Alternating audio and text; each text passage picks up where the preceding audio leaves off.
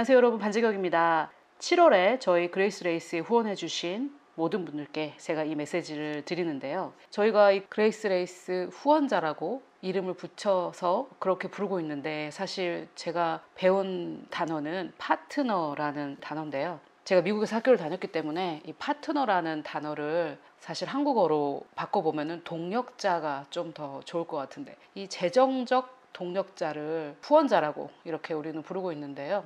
사실 제 마음에는 재정적 동역자 이렇게 부르고 싶은 마음이 많은데, 너무 길기도 하고 또 우리가 한국교회에서 동역자라고 했을 때에는 조금 다른 의미를 갖고 있기 때문에 그냥 후원자라고 이렇게 제 마음에 쏙 들지는 않지만 그렇게 부르고 있습니다. 그런데 제가 이 말씀을 배운 캐리스 바이블 칼리지에서는, 그리고 앤드루 워맥 미니스트리에서는 이 파트너라고 부르고, 후원을 하는 이것을 이제 파트너십이라고 부르는데요. 거기뿐만 아니라 미국에서는 그렇게 부르는 것 같습니다. 그래서 이 단어를 조금 설명드리고 오늘 메시지를 시작하려고 하는데요. 파트너라면 한국어로는 동업자라고도 번역이 될 수가 있겠습니다. 그래서 내가 동업하는 그 상대방이 사업이 잘 되면 나에게도 아주 좋은 유익이 끼치는 것이죠. 또 말하자면 주식과 주주 이런 것에 대한 관련된 그런 지식이 있는 분들은 그것으로 더 잘 이해를 하실 수 있겠는데, 주식을 구입을 하면 그 회사가 번영하고 번성했을 때 우리 그 주주들에게 배당금이 따라오죠.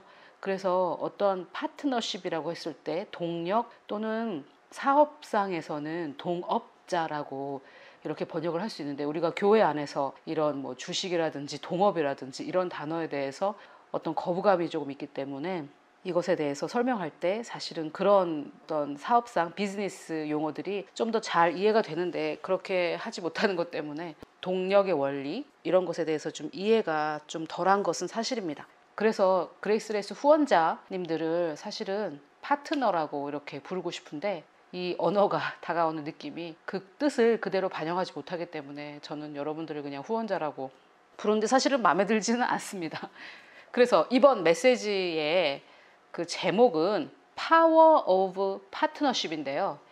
영어로 Power of Partnership인데, 재정의 동력, 재정적 동력의 파워 또는 능력, 재정적으로 후원할 때 후원의 어떤 원리, 내가 하나님의 사역을 하는 단체 또는 교회에 후원을 할 때 그 후원의 어떤 원리와 또는 그 후원의 능력, 이런 거에 대해서 말씀을 드리도록 하겠습니다. 이것은 앤드루 워맥 목사님께서 30분짜리 강의를 10번에 걸쳐서 하신 것인데, 제가 이번 달부터 시작을 해서 여러분들께 이 파워 오브 파트너십, 제가 한글 제목을 어떻게 정할지 아직 좀 고민인데 이것을 여러분과 좀 나누려고 합니다.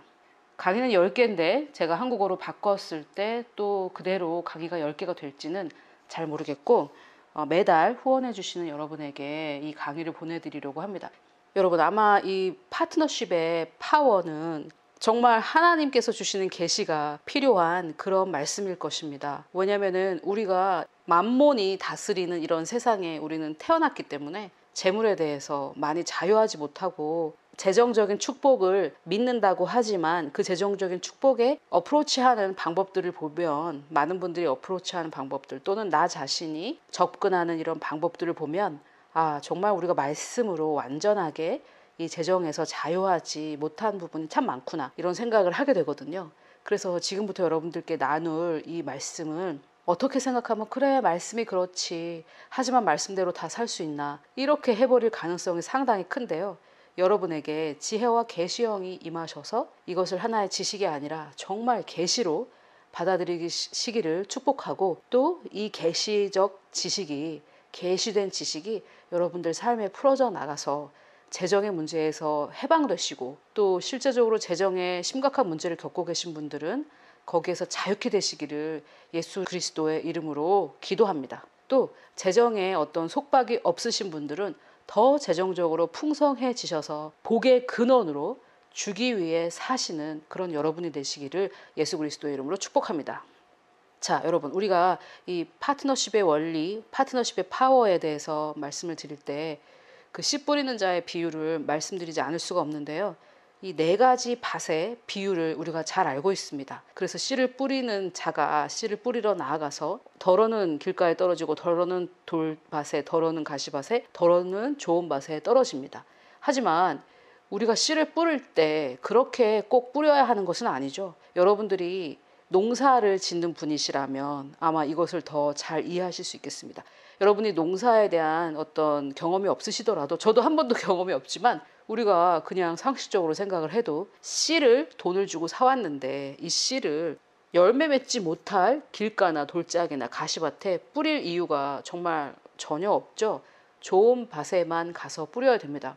그래서 하나님께서 그 네 가지 밭의 비유를 우리에게 들려주신 것은 씨를 뿌릴 때 그렇게 나가서 막 아무데나 뿌려야 된다라는 말씀이 아니라 길가에 떨어졌을 때는 어떤 일이, 돌짝에 떨어졌을 때는 어떤 일이, 또는 가시밭에 떨어졌을 때는 어떤 일이, 또 좋은 땅에 떨어졌을 때는 어떤 일이 일어나는지 설명해 주시기 위함이고, 또 그 각각의 밭이 우리 마음의 상태이기 때문에 그것에 대해서 묘사하고 우리에게 설명해 주시기 위함이지, 우리가 씨를 뿌릴 때, 여기서 씨란 재정도 될 수 있고요. 우리가 사역하는 거, 말씀 또는 남을 도와주고 뭐 여러 가지가 될 수 있겠지만, 재정적으로 좀 비유해 보자면 우리가 헌금할 때 그냥 아무데나 이렇게 헌금해야 된다라는 그런 뜻은 전혀 아니겠죠. 좋은 땅을 발견해서, 내가 아는 한 최고로 좋은 땅을 발견해서 거기에 헌금을 하는, 거기에 후원을 하고 심는 그런 것이 굉장히 중요할 것입니다. 그러면 그 좋은 땅에만 심어서 내가 30배, 50배, 100배의 결과를 얻기 위해, 그 열매를 먹기 위해서만 심어야 되느냐, 그런 것은 아닙니다. 하나님의 말씀에 보면 요한일서 3장 17절인데요.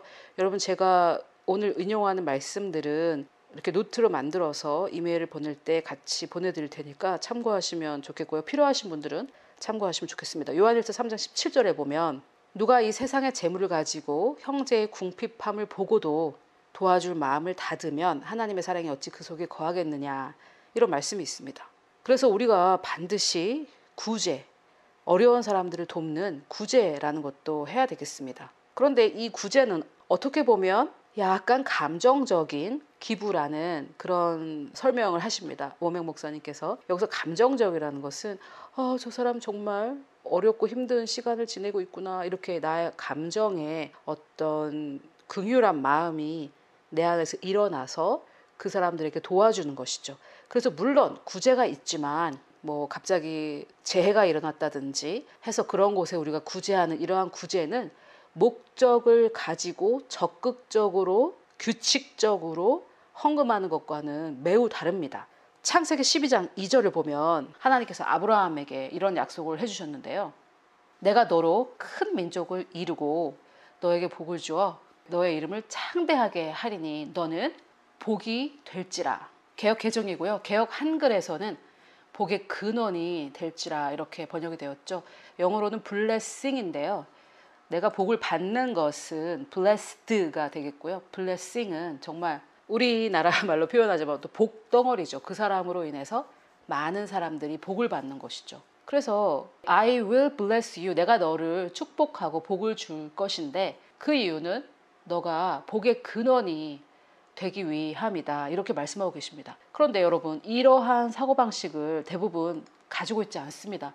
지금부터가 여러분 좀 잘 들어보셔야 될 텐데요. 우리가 가지고 있는 사고방식은 축복을 받으려고 하는 사고방식입니다. 많은 분들이, 여러분 지금 이 메시지를 들으시는, 제가 지금 전달하는 이 말씀을 들으시는 여러분들은 저의 후원자이실 거고, 또 그렇다면 저의 말씀을 많이 들어보셨을 거고, 제가 재정에 대해서 많이 설교했기 때문에 그것을 많이 들어보신 분들일 것입니다. 하지만 정말 우리가 정직하게 우리의 마음을 들여다볼 때 헌금을 하는 이유가 내가 다시 복을 받으려는 그런 이유가 우리 마음에 도사리고 있다는 것을 여러분들이 많이 인정하시게 될 겁니다. 우리 마음을 정직하고 솔직히 들여다볼 때 아직도 복을 받으려는 그런 마음이 많다는 거죠.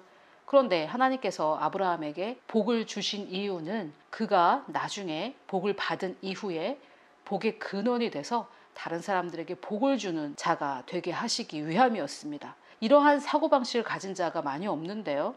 제가 이렇게 사고방식이라고 표현하고 있는데 성경에서는 마음이라고, 한국어 성경에서는 마음이라고 표현하기도 하는데요. 마음이라고 했을 때는 우리가 조금 수동적인 자세가 생기기 때문에 저는 사고방식이라고 한번 표현을 해보겠습니다. 내가 복의 근원이 된다라는 이러한 사고방식을 많은 사람들이 갖고 계시지 않습니다. 그래서 여러분, 저는 이번 한 달간 여러분께서 이 재정의 영역에 있어서 나는 복의 근원이 되기를 원하는가, 나는 주기 위해 사는 자인가, 이것을 한번 생각해 보시면 좋겠는데, 아마 생각을 해봐도 저를 포함해서 아마 아니다가 답일 겁니다.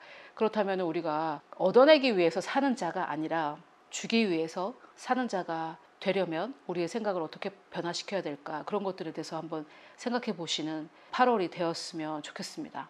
아멘.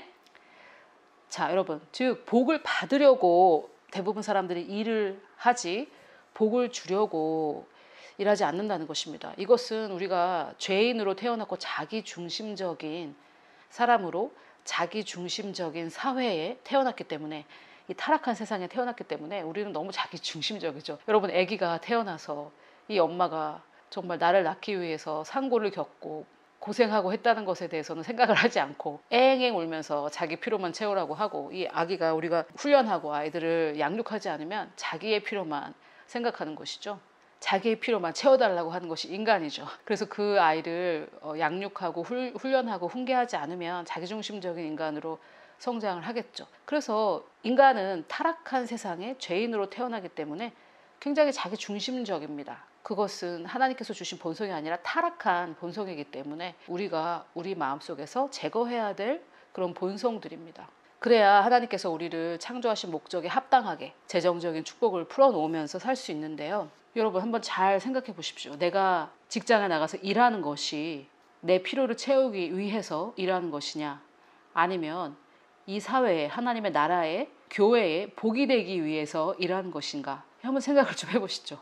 내가 우리 가족을 먹여 살리고 또 세금을 내고 빚을 갚고 월세를 내고 이러려고 일을 하시는지, 아니면 하나님의 나라와 이 사회에 복의 근원이 되려고 일하시는지, 그 마음이 굉장히 중요합니다. 오늘 제가 전달하는 메시지는 바로 그 부분인데요. 하나님께서 우리에게 주시기 원하는 그 사고방식, 누스는 내가 복의 근원으로 살아가기 위해 일하는 그 사고방식입니다. 그렇다면 여러분, 얘기가 거기까지 이르렀을 때 많은 사람들이 그럼 내 필요는 누가 채워줘? 이렇게 말을 하는데, 하나님이 만약에 존재하지 않으신다면 그 질문이 대답할 가치가 있겠지만, 하나님이 존재하시기 때문에 우리는 그런 질문을 하지 않아도 되는 것이죠. 하나님이 존재하지 않으신다면 산수를 해볼 때, 주판을 튕겨볼 때 11조를 한다는 것은 굉장히 어리석은 일입니다. 100만 원을 벌어서 10분의 1인 10만 원을 하나님께 드리고 나면 90만 원 가지고 살아야 되는데 100만 원보다 90만 원은 적은 돈이죠.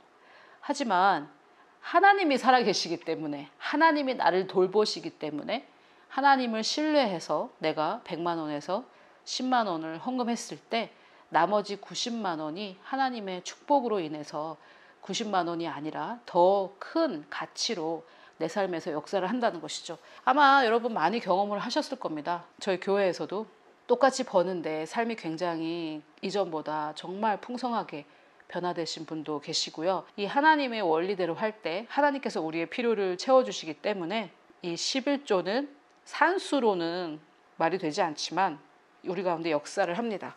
자, 누가복음 6장 38절에 보면 주라, 그리하면 너희에게 줄 것이니 곧 후이 되어 누르고 흔들어 넘치도록 하여 너희에게 안겨주리라. 너희가 헤아리는 그 헤아림으로 너희도 헤아림을 도로 받을 것이라. 이 하나님의 나라의 법칙은 주면 받는 이러한 아주 정말 우리의 생각과는 정반대의 그런 법칙입니다. 이게 무슨 말입니까? 돈이 필요하십니까? 재정적인 어려움을 겪고 계십니까? 그러면 세상은 뭐라 그래요? 대출을 하세요. 이자가 쌉니다. 이렇게 해서 더 얻어내라고 말을 하는데, 하나님의 말씀은 재정적인 어려움을 겪고 있느냐? 그러면 더 주라. 그럴 때 너에게 너의 필요가 채워질 것이다. 이렇게 말씀하고 계십니다. 또 뭐 감정에 어려움이 있느냐? 용서하지 못하는 사람이 있느냐? 그러면 용서를 해줘라. 그러면 너의 마음에도 기쁨이 올 것이다. 이렇게 내가 원하는 것을 줄 때 받을 수 있다라는 하나님의 말씀의 법칙입니다. 여러분, 100만 원의 100%를 원하십니까? 아니면 200만 원의 90%를 원하십니까? 하나님께 우리가 10%를 드릴 때 나머지 이 90%가 하나님을 신뢰한 자의 돈으로, 하나님을 신뢰하는 자의 재정으로 변하기 때문에 그 안에는 여러 가지 말로 형용할 수 없는 놀라운 하나님의 원리인 축복의 원리들이 역사합니다. 하지만 내가 하나님을 신뢰하지 못해서 10%를 하지 않고 11조라고 말은 하지만 사실은 11조가 아니고 뭐 이런 일들이 있을 때, 하나님을 신뢰하지 않는 자, 즉 믿음이라는 것이 빠진 자의 나머지 90% 또는 11조를 하지 않았으면 90%보다 넘치겠죠. 그럼에도 불구하고 그 나머지 재정에는 믿음이 역사하지 않고 놀라운 하나님의 축복의 원리가 역사하지 않기 때문에 오히려 더 11조를 할 때보다 11조를 하지 않았을 때 재정적으로 쪼달리는 경험을 여러분들께서 해보셨을 겁니다. 여러분, 저는 감히 여러분에게 말씀드리고 싶은 것이, 만약에 11조를 하고 계시지 못하다면 한번 비교해 보시면 좋을 것 같아요. 한 서너 달 정도 11조를 해보시고 또 서너 달 정도 11조를 하지 말아 보시고 언제 더 풍성한지 한번 하나님께서 나를 시험해 보라 라고 말씀하셨기 때문에 한번 권해드립니다. 근데 뭐 벌써 하고 계시다면은 그런 어리석은 짓은 하지 않으셔도 되겠지만, 만약에 하나님을 신뢰하지 못해서 11조를 하고 계시지 못하다면 한번 하나님의 말씀에도 시험해 보라고 하셨으니까 한번 해보셔도 좋을 것 같아요. 여러분, 11조라는 것을 하는 이유가 무엇인지 한번 설명을 좀 드려보려고 합니다. 여러분, 이 하나님과의 우리의 관계에서 하나님이 우리에게 원하시는 것은, 그게 돈이든 인간관계든 건강이든 하나님을 신뢰하는 것입니다. 다른 그 어떤 세상의 것을 신뢰하는 것이 아니라, 건강에 있어서도 의사를 신뢰하는 것이 아니라, 의사들이 필요하죠. 의사들이 필요합니다. 그리스도인들도 믿음으로 살지 않는 사람들이 너무 많기 때문에 의사들은 필요합니다만, 하나님이 건강에 있어서 우리에게 하나님을 신뢰하기를 원하십니다. 재정에서도 은행을 신뢰하는 것이 아니라 하나님을 신뢰하기를 원하시고, 인간 관계에 있어서도 나의 처세술이 아니라 하나님을 신뢰하기를 하나님은 원하십니다. 그래서 이 모든 면에서 하나님이 원하시는 것은 우리가 하나님을 신뢰하는 것인데, 이 11조에도 그러한 원리들이 있다는 거죠. 신명기 6장 10절에 보면, 내 하나님 여호와께서 내 조상 아브라함과 이삭과 야곱을 향하여 내게 주리라 맹세하신 땅으로 너를 들어가게 하시고, 내가 건축하지 아니한 크고 아름다운 소금을 얻게 하시며, 내가 채우지 아니한 아름다운 물건이 가득한 집을 얻게 하시며, 내가 파지 아니한 우물을 차지하게 하시며, 내가 심지 아니한 포도원과 감람나무를 차지하게 하사 내게 배불리 먹게 하실 때에, 즉 우리가 하나님께 마땅히 드려야 할 것을 드릴 때 여러 가지, 내가 심지 않고 내가 건축하지 않고 내가 파지 않고 이런 내 수고가 있지 않은 것들로 나에게 갚아주신다라는 말씀입니다. 여러분들께서도 삶에 이런 간증들이 있을 것입니다. 그리고 신명기 8장 18절에 하나님께서 이렇게 말씀하십니다. 내 하나님 여호와를 기억하라. 그가 내게 재물 얻을 능력을 주셨습니다.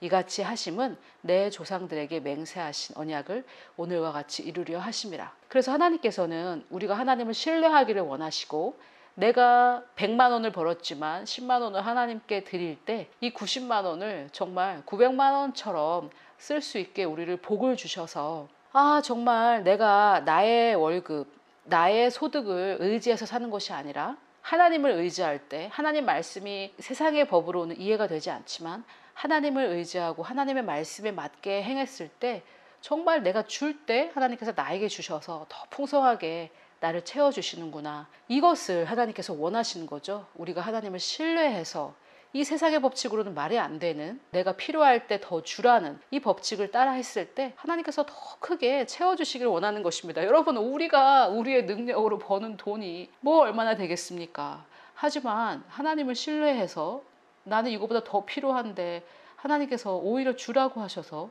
그 말씀이 이해가 안 되지만 하나님께 드렸을 때 나머지를 하나님께서 더 풍성하게 바꾸셔서 나를 채워주시는 것이죠.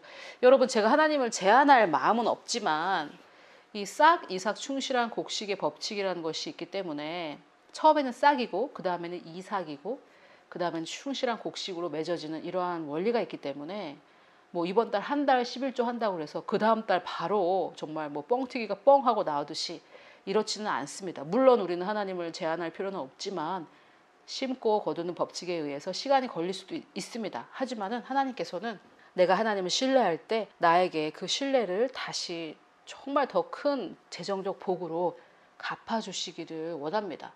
그래서 우리 마태복음 6장 33절에 의해서 먼저 그의 나라와 그의 의를 구할 때, 이 돈에 대해서 하나님을 신뢰하기 시작할 때, 신뢰란 참 정말 겉으로 행동으로 흉내낼 수 있는 것이 아니기 때문에 마음을 다해서 하나님을 신뢰해야 되기 때문에 하루아침에 되는 것은 아니겠지만, 이 내가 돈에 대해 하나님을 신뢰하기 시작할 때 더 많이 돌아오게 되어 있습니다.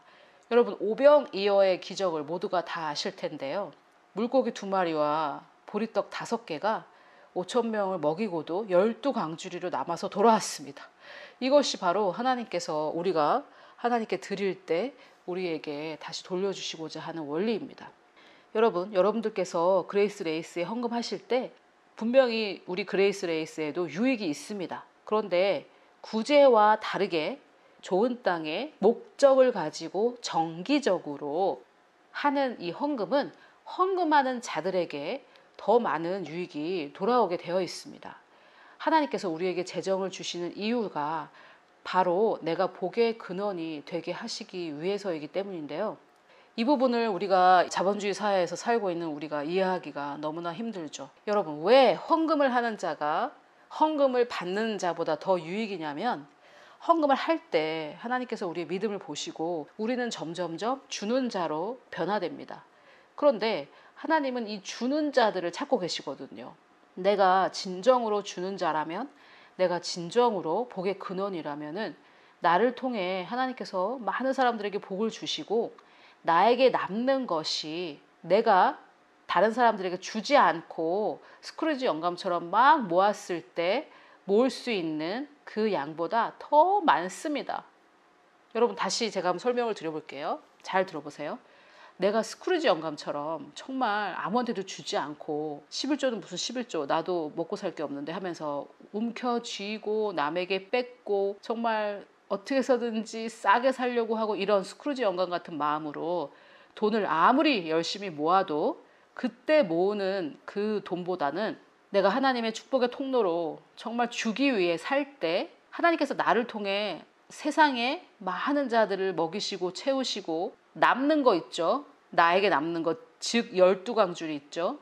오병이어 5천 명을 먹이고도 남는 그 12강줄이가 그 스크루지 영감이 모은 그 재산보다 훨씬 많다는 거예요. 그래서 여러분, 우리가 무슨 삶을 택해야 되겠습니까? 정말 스크루지 영감처럼 모으는 그 삶을 살겠습니까? 아니면은 주는 삶을 살겠습니까? 결과적으로도 주는 삶이 더 복되고 풍성합니다. 하지만 이것은 여러분들이 믿음으로만 받으실 수 있겠죠. 사람들이 이것을 어떻게 믿겠습니까? 하나님을 믿지 못하는 자가 줄 때 더 많이 생긴다고 이것을 어떻게 믿겠습니까? 자, 에베소서 4장 28절을 보면 이런 말씀이 있습니다. 도둑질하는 자는 다시 도둑질하지 말고 돌이켜 가난한 자에게 구제할 수 있도록 자기 손으로 수고하여 선한 일을 하라. 여러분, 이러한 말씀을 우리가 읽을 때 우리가 그리스도인이기 때문에 그런 어떤 종교적인 미소를 띄우면서 아멘 막 이렇게 하고 들을 수는 있겠지만, 여러분 정말 이게 도대체 무슨 말입니까? 도둑질하는 자에게. 여기서 도둑질이라는 것은 그냥 정말 도둑놈이 도둑질하는 그런 것은 아니겠죠. 왜냐하면 교회 안에 형제 자매들에게 하는 말인데, 그냥 조금 편법으로 사기를 치고, 뭐 제가 사기라고 표현하는 것은 여러분들이 생각하는 사기랑은 좀 다를 겁니다. 내 돈 아닌데 살짝 내 주머니에 집어넣고 뭐 이런 돈들 있죠. 그런 사람들을 말한다고 사실은 저는 생각하는데요. 그런 사람들은 그렇게 도둑질하지 말고, 즉 내가 갖기 위해서 돈을 버는 자들을 말하겠죠. 내가 갖기 위해서 사기도 마다하지 않고 편법도 쓰고 뭐 세금도 떼어 먹고, 이런 사람들은 그렇게 하지 말고 돌이켜 가난한 자에게 구제할 수 있도록 자기 손으로 수고해서 일을 해라. 선한 일을 해라. 즉 열심히 일을 해라. 그래서 기부할 수 있게, 헌금할 수 있게, 후원할 수 있게. 여러분, 이게 도대체 얼마나 지금 이 사회에 이 말을 받아들일 만한 사람이 얼마나 많을까요? 또는 교회에 이 말씀을 받을 사람이 얼마나 많을까요? 너가 지금 일하지 않고 있느냐? 일을 해라. 그래서 너의 필요를 채우게. 이게 아니라 일하지 않고 있느냐? 일을 해라. 그래서 기부하고 헌금하고 후원할 수 있도록, 가난한 자를 구제할 수 있게 너가 일을 해라. 지금 이렇게 바울이 말하고 있습니다. 여러분이 앤드루 워먼 목사님이 어떤 말씀 하셨냐면, 일하지 않고 있으면 그 자체가 도둑질이라는 말씀을 하셨습니다. 물론 우리가 여러 가지 사정으로 잠시 일하지 않는 그런 기간이 있을 수 있지만 사회보장제도에 의지해서 사는 것을 목적으로 하는 사람들은 도적질하는 자라고 생각한다고 말씀하셨는데, 사실 저도 사지가 멀쩡한 젊은 사람들이 일하지 않고 뭐 여러 가지 편법을 써서 실업자 무슨 뭐 그런 수당을 받으면서 산다든지 이런 것들은 하나님의 법칙에 볼 때는 도적질을 하는 것이고요. 우리가 또는 몸과 마음이 아파서 뭐 잠시 쉴 수 있지만 사실 우리가 몸과 마음이 아프면 치유받고 또 치유받아서 일을 하면 됩니다. 그런데 치유를 믿지 않을 때 여러 가지 많은 것이 어그러집니다. 여러분, 치유를 믿지 않는 그리스도인들이 병원비나 보험에 들어가는 그 돈이 아마 저는 제가 생각할 때 11조보다 더 많지 않을까 하는 게 제 생각입니다.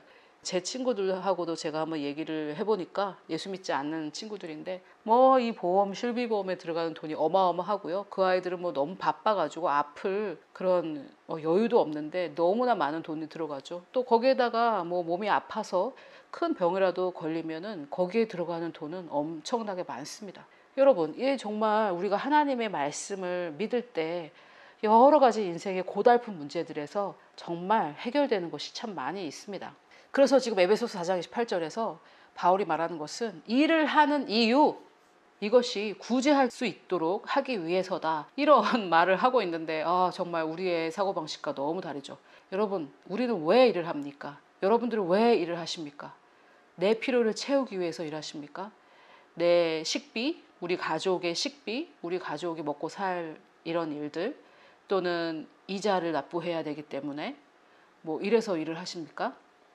지금 만약에 그러한 상태시라면 사실은 하나님의 뜻이 내 삶에 풀어져 나가고 있지 않다는 것입니다. 그래서 여러분, 이것을 정죄로 받아들이지 마시고 하나님의 뜻, 하나님의 계획, 하나님이 나에게 원하시고 또 내가 그렇게 살 수 있도록 모든 필요를 채워놓으신 것은 사실은 너무 내가 많은 수입이 있어서 많은 사람들에게 복을 끼치고도 남는 그런 상태를 하나님께서 우리에게 명하셨다라는 것이죠. 하나님이 계시기 때문에 우리는 복의 근원으로 살 수 있습니다. 여러분, 미국의 사역자들이 가끔 쓰는 표현인데요. 진공청소기처럼 다른 사람들이 수고한 것을 다 빨아들이면서 사는 사람도 있다는 거죠. 자기는 일하지 않고 다른 사람들이 수고한 걸로 다 먹고 사는 사람, 또는 여러분 말씀도 정말 다른 사람들이 수고해서 만든 걸로만 먹고 자기는 수고하지 않고, 그런 사람들을 이 미국에서는 진공청소기라고 부르는데 좀 극단적인 표현이 될 수도 있겠지만 그 사람들에게는 좀 그렇게까지 나쁘게 들리는 표현은 아닌 것 같은데, 아무튼 어쨌든 좀 나쁜 표현이죠. 진공청소기처럼 다른 사람들 것을 빨아먹고 정말 블랙홀처럼 아무리 갖다 쏟아부어도 만족할 줄 모르는 그런 사람이 되어서는 안 되겠습니다. 다른 사람이 수고한 것을 5,000명 분을 먹어치우는 자가 돼서는 안 되겠습니다. 여러분, 정말 주변에 그런 사람들이 많죠. 정말 5,000명 분을 어떻게 먹어치우냐. 여러분, 이런 거죠. 뭐 제가 좀 극단적으로 한번 예를 들어보면 그냥 2만 원짜리 가방도 있는데 200만 원짜리 가방을 들고 다닌다든지, 그럼 뭐 100배 100명이 가방을 들 수 있는데 그 한 사람이 200만 원짜리 가방을 들고 다니는 거죠. 뭐 그런 것처럼 우리가 5,000명을 먹이는 자가 아니라 5,000명 분을 먹어치우는 그런 삶을 살 수도 있다는 겁니다.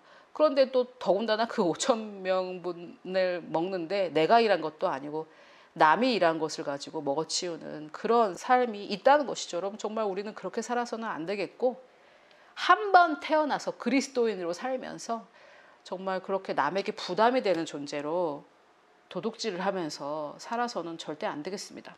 자, 그래서 하나님께 부자란 많이 먹는 자가 아니라 많이 주는 자입니다. 하나님께서는 다른 시각을 가지고 보시는데 하나님께는 많이 먹는 자, 즉 200만 원짜리 핸드백을 들고 다니고, 여러분 제가 지금 200만 원이라고 했는데 그것도 아마 어떤 사람한테는 싼 가격이 될 수도 있겠지만 아무튼 200만 원짜리 핸드백을 들고 다닌다든지 뭐 한 끼에 100만 원짜리 식사를 한다든지 뭐 이런 사람이 부자가 아니죠. 하나님께는 그런 사람들은 진공청소기 같은 사람들이고요. 하나님께는 많이 주는 사람, 많이 주는 사람, 남들에게 많이 주는 사람이 부자입니다. 하나님의 눈은 그런 사람을 찾습니다. 그런 사람들에게 하나님께서 재정을 보내주십니다. 왜냐하면 그런 사람들에게 보내주셨을 때 하나님의 일을 하실 수가 있기 때문이죠. 그 오병이어를 바쳤던 그 소년 같은 그런 사람들을 하나님께서는 찾으십니다. 왜요? 오병이어를 그 어린아이에게서 뺏어 가시려고요? 그게 아니죠. 그 오병이어 대신 그 아이는 12광주리가 남았고 또 그 아이의 그 헌신을 통해 5천 명이 먹었습니다. 하나님 너무 능력이 있으시기 때문에 내가 하나님께 오병이어를 드렸을 때 하나님께서 그냥 싹 뺏어가시고 마는 것이 아닙니다. 하나님께서는 그 오병이어를 정말 축복하셔서 5천 명을 먹이고도 12광주리가 나에게 돌아오는 그러한 원리를 하나님께서는 우리에게 적용하실 것입니다. 그래서 여러분 우리는 다른 사람들에게 주는 자로 살기로 결단했을 때 그럼 나는 어떻게 해? 나는 누가 돌봐? 이렇게 말하지 않아도 되는 것이죠. 왜냐하면 하나님이 없다면 그것은 진리가 되겠지만 하나님은 존재하시고 우리가 주기 위해 살 때 벌기 위해 사는 것보다 더 큰 복을 받습니다. 아멘. 여러분 이것이 정말 하나님이 계시지 않고 믿음이라는 게 없다면 정말 제가 지금 사기치는 것처럼 들릴 수도 있겠지만 하나님이 계시고 믿음이라는 것이 존재하기 때문에 하나님의 원리, 재정에 하나님의 원리가 존재하기 때문에 이것은 진리입니다. 여러분 제가 저의 예를 들자니까 조금 그렇고요. 앤드루 워맥 목사님의 예를 한번 들어보겠습니다. 앤드루 워맥 목사님은 10의 1조를 하지 않으시고 10의 8 내지 9조를 한다고 하십니다. 즉 수입의 8, 90% 정도 헌금을 하신다고 해요. 그런데 그러면 10%나 20% 가지고 사신다는 것인데 그 앤드루 워맥 미니스트리에서 월급을 받으시지만 뭐 정말 대기업의 재벌이 아니시기 때문에 엄청난 월급을 받는 것이 아닌데도 불구하고 차도 누가 사주고 그런답니다. 이 미국의 사역자들의 얘기를 들어보면 우리는 뭐 기껏 사줘봐야 차를 사주고 그런 일은 별로 없는데 물론 한국의 목사님들도 뭐 차를 선물로 받으신 분들이 계시긴 하겠지만 미국의 얘기를 들어보니까 뭐 차도 사주고 뭐 제트기도 사주고 집도 사주고 이렇게 큰 것들을 많이 사주더라고요. 그래서 앤드루 워맥 목사님도 물론 많은 사람들에게 차를 사주셨는데 본인이 직접 산 자기 차가 별로 없다고 하세요. 다 다른 사람들이 사주고 또 워맥 목사님도 더 많이 사주고 이렇게 하신다고 합니다. 그래서 우리가 받기 위해 주는 것은 아닙니다. 여러분 여기서 이것을 기억하셔야 되는데 또 너무 이렇게 머리가 빨리빨리 돌아가서 그래 그러면은 내가 받기 위해서 줘야지 이렇게 또 약삭빠르게 생각하시는 분이 계신데 여러분 그런 마음은 버리시고요. 우리가 받기 위해서 주는 것은 아닙니다. 하지만 줄 때 받게 되는 것이 진리입니다. 여러분 하나님께서 우리를 먼저 사랑하셔서 우리가 하나님을 사랑합니다. 우리가 사랑함은 그가 먼저 우리를 사랑하셨기 때문입니다. 하지만 여러분 하나님께서 우리에게 사랑받을 목적으로 그러한 의도를 가지고 우리를 사랑해 주신 게 아니잖아요.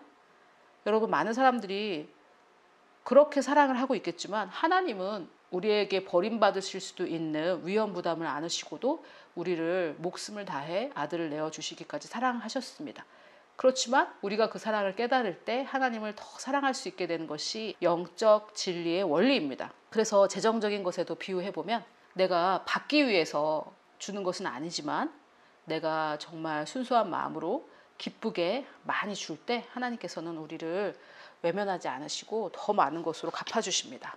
자, 마태복음 6장 19절에서 20절에 보면 하나님의 나라를 우리가 선전하기 위해 돈을 쓰면 나의 모든 필요는 채워진다라는 것을 말씀하고 계십니다. 제가 한번 읽어보겠습니다. 너희를 위하여 보물을 땅에 쌓아두지 말라. 거기는 좀과 동록이 해하며 도둑이 구멍을 뚫고 도둑질하느니라. 오직 너희를 위하여 보물을 하늘에 쌓아두라. 거기는 좀이나 동록이 해하지 못하며 도둑이 구멍을 뚫지도 못하고 도둑질도 못하느니라.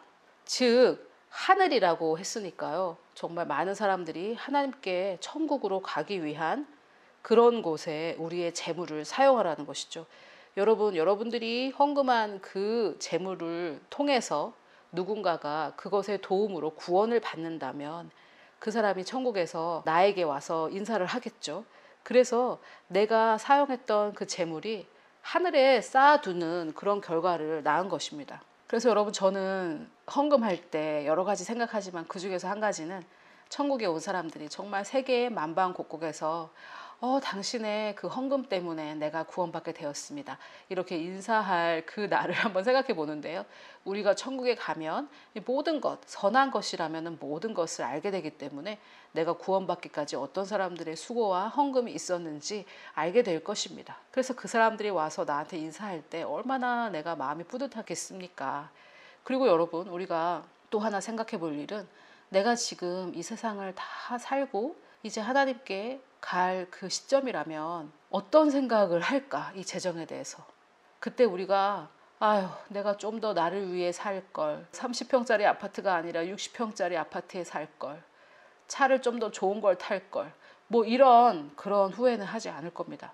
아, 내가 좀 더 하나님의 나라를 위해, 교회를 위해 재정을 사용했으면 더 좋았을 텐데.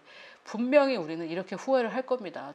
저는 보지 않았지만 쉰들러 리스트라는 그런 영화가 있었는데, 유대인을 살렸던 쉰들러라는 사람이 마지막에, 제가 영화를 보지 않아서 잘 모르겠는데 빨이 금리빨이었다던가 해서 아, 내가 한 사람을 더 살릴 수도 있었는데 라고 이렇게 후회하는 장면으로 끝났다고 하는데요. 여러분, 우리는 정말 영원히 지옥에 떨어질 그 한 영혼을 천국으로 돌이키는데 내 재물을 사용할 수 있다면 그것만큼 내 삶을 가치 있게 하고 또 천국에 올라갔을 때 내 마음을 더 풍성하게 하는 것은 없을 것입니다. 여러분, 오늘 제가 여러분들과 나눈 이 이야기는 계시가 필요한 진리입니다. 그렇지 않으면은 아마도 정죄로 들리실 수도 있고 제가 여러분들께 더 많은 헌금을 받으려고 사기치는 걸로 들리실 수도 있을 겁니다. 하지만 우리가 주기 위해 살 때 살기 위해 주는 것보다 더 많은 축복이 우리에게 올 것입니다.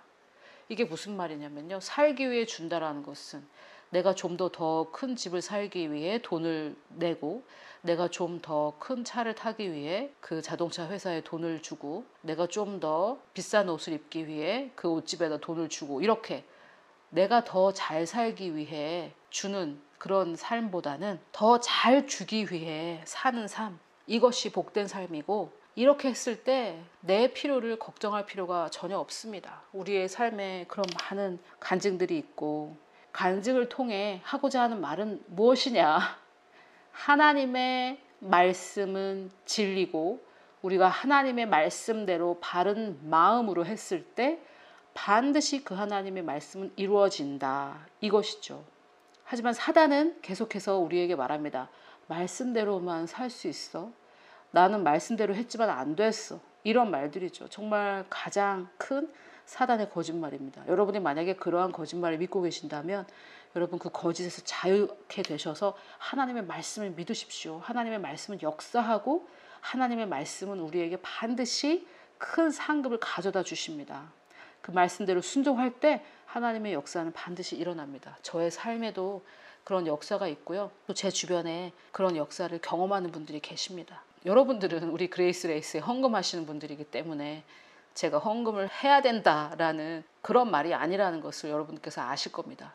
저는 정말 아직은 정말 보잘것없는 저희 그레이스 레이스라는 세상의 시각으로 볼 때는 별거 아닌 정말 작은 그 선교단체에 여러분께서 이렇게 후원하시고 하는 것에 대해서 정말 너무나 감사드리고 항상 우리 그레이스 레이스 후원자를 위해서 기도하는데 저희에게 이렇게 재정적으로 후원하셨기 때문에 제가 여러분에게 보답으로 감사의 마음으로 무엇을 드려야 될까 이렇게 생각하다가 하나님의 말씀의 진리를 드리는 것이 정말 좋겠다.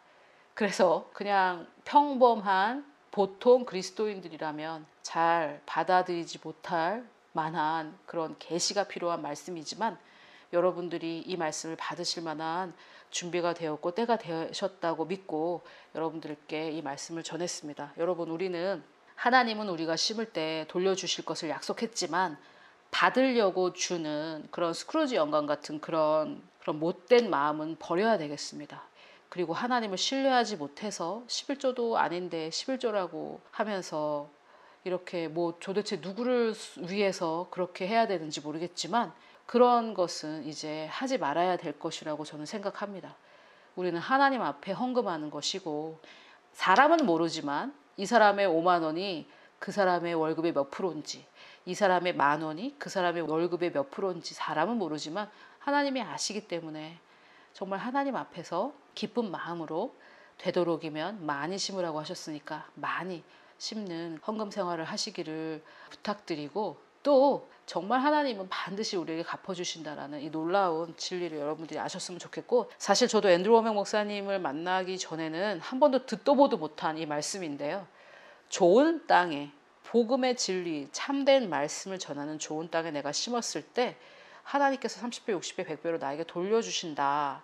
이거는 정말 저도 오해 목사님을 통해서 알기 전에는 몰랐던 말씀이고요. 또 나에게 30배, 60배, 100배로 돌려주시는 이유는 내가 더 많이 심는 자가 되게 하시기 위해서. 그래서 하나님께서는 심는 자에게는 씨와 먹을 양식을 주십니다. 여러분들이 만약에 심는 자가 아니고 먹는 자라면 씨와 양식을 다 받지 못하고 계실 겁니다. 우리가 후원을 할 때 이것이 나에게 복이 된다라는 것에 대해서 더 확신을 가지시고 하나님께서 어떻게 나를 축복하시는지 기대하는 마음으로 후원을 하시면 더 좋겠다라는 생각에 나눴고요. 또 내가 받기 위해 후원하는 것이 아니라 더 많이 후원하기 위해서 하나님께서 더 많이 돌려주신다라는 그것을 기대하시면 좋겠고, 또 여러분 11조 1,000만 원 하는 장로님들이 우리 교회 10명이 생기게 해주세요. 이렇게 기도하는 거는 정말 여러분 어떻게 생각하십니까? 11조를 1,000만 원 한다면 생활비가 어떻게 9천만 원이 어떻게 9천만 원 생활비가 정말 말도 안 되는 것이죠.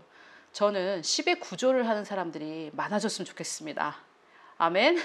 우리 그레이스 레이스 후원자님들 중에 10의 구조를 하고도 모자람이 없이 풍성한 분들이 많이 나오기를 저는 기도하고 앞으로도 기도할 것입니다.